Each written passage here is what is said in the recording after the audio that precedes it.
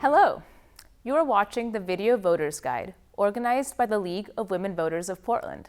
All candidates who filed for this race were invited to participate in the Video Voters Guide. However, there are many reasons during a campaign why a candidate may be unable to appear. For comprehensive coverage by the League, including information on candidates who might not have been available for a video interview, visit vote411.org. Information is available in both English and Spanish. Candidates may choose to include additional information on Vote 411, such as their own YouTube videos. Watch, share, and be an informed voter. Hello, this is Debbie Kay, President of the League of Women Voters of Portland. Welcome to the Video Voters Guide. With me today is Carrie Banks, running for Riverdale School District 51J, Position 3. Welcome, Carrie. Thank you so much for having me. I really appreciate this opportunity. Terrific. We do too. We have 5 questions, so I'll get started. Tell us, what does being a supporter of public education mean to you? You know, first and foremost, I think it's sending our children to the school. I'm the only one of 3 candidates that have high school age children with a child at Riverdale High School this year. And rather than sending them to a private school and going forward, I'm going to be the only board member with a child at the high school. So obviously every parent should do what they should be doing for their own children. But in order to lead a K-12 district, I think that there needs to be K-12 representation. Those voices really need to be heard. And so public school and supporting the public school, what that means to me also is making sure that every child, no matter race, ethnicity, gender, learning differences, whatever neighborhood or economic background, education is such a freedom.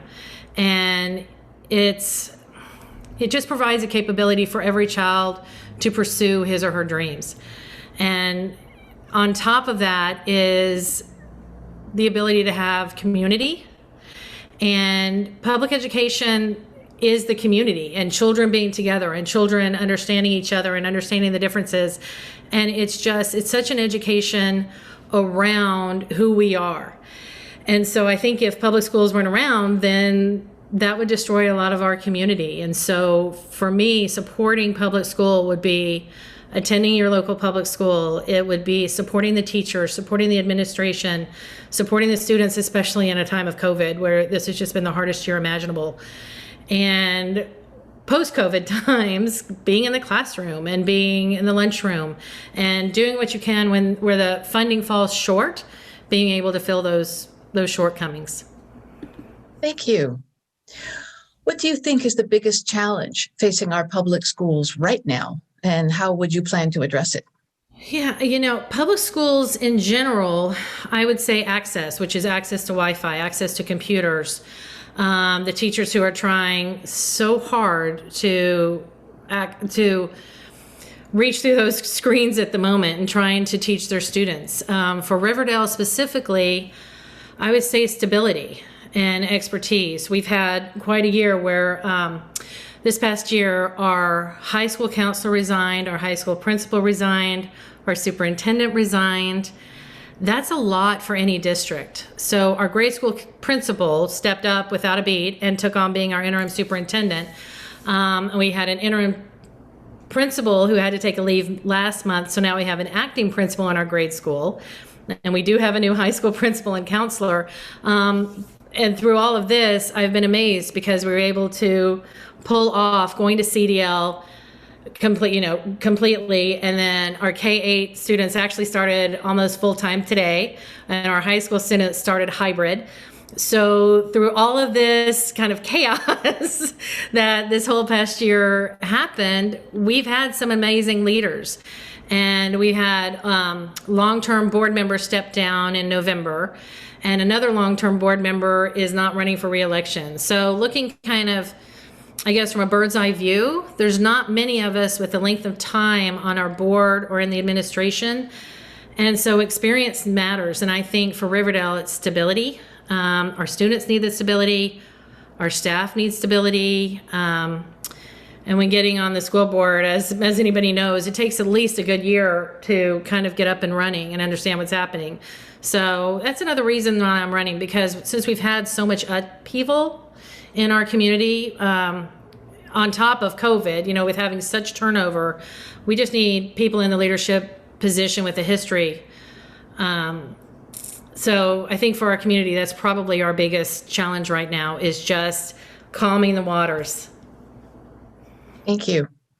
How are our schools planning to ensure that students graduate with the knowledge and skills they need to be college or career ready?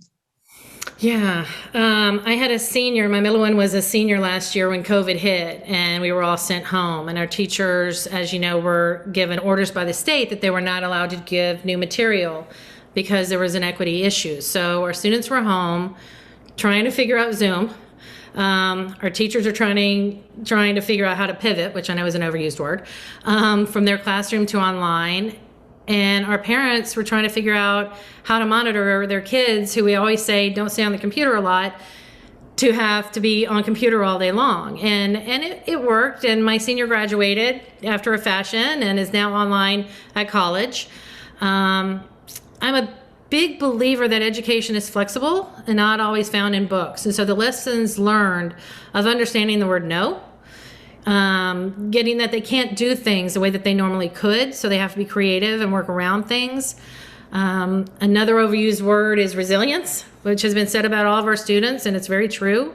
And at Riverdale, our kids have kept up with their classes, and our college acceptances are rolling in, and they're really strong. I'm so proud of this senior class because they've really stepped up. And so for those that need extra help, our teachers are identifying students this spring, and we have grant money, which will allow us to have a summer school program. And so with the state testing, which we've decided that we are going to have state testing this year at Riverdale, combined with the teacher saying, this one's going to need a little bit of extra, let's say you're a junior, to go for your senior year, if you need a little bit of extra math help, they're pushing that forward so that that student can get some help over the summer to prepare them. So we're in the midst of hiring people to make that all happen now. Great. We're running short on time. I've got a couple more questions, so we'll have to move along. Sorry, I talked. What district actions do you believe would be most effective at reducing the learning gaps of minority students? Partnerships, what do you recommend? Our board this year has worked really hard on a lack of diversity, equity, and inclusion policies, and we're not immune to having gaps at our school when it comes to learning differences, gender and race. So we've hired a DEI counselor this year and started the No Hate for the No Place for Hate program. And I've been on the MESD Racial Equity Board. And so it's been a really great partnership to work with them and to hear what other districts are doing. And we are creating an equity lens, and we're going to look at our hiring, our teachers, and trying to get everyone together kind of around the same message of equity and helping the students who need that extra boost up, regardless of what the issue is. Quickly, yes. How would you help students heal from the trauma of COVID, losses, quarantines, economic instability, and, as you mentioned already, online learning? Yeah, we've all cried with our kids, and our kids have been depressed, and we've actually had some dramatic things happen at our school, and so we've hired an extra counselor. Our kids are starting next week with a week of Compassion and Kindness Week, because I used to work I worked with domestic violence survivors for years, and so I understand how much trauma can come out in many different ways, and it can come out in anger, it can come out in sadness, it can come out in lowered grades, and so really helping develop with our teachers understandings of what trauma looks like. And as I said, we've hired extra counselors this year to try and help our students really rebound. And the summer school, and I think getting back together with social and having the confidence that that their grades are going to be doing well, I think will help stabilize. Carrie, I have to cut you off. I'm sorry. We have a time limit, and I need to do my close. Yeah. I want to remind our viewers that the special district election will be May 18th. As with all elections in Oregon, we will vote by mail. The last day to register is Tuesday, April 27th, and ballots will be mailed the following day. They must be received by Tuesday, May 18th at 8 p.m. Postmarks do not count, so please plan how you're going to get your ballot to the elections office, either dropping it off or through the mail. Additional information is available at the League-sponsored website, vote411.org. It is comprehensive. Please be an informed voter and share these resources with your family and friends. This is Debbie Kay for the League of Women Voters of Portland. Thank you for joining us today. Carrie, thank you for joining us today. Thank you so much.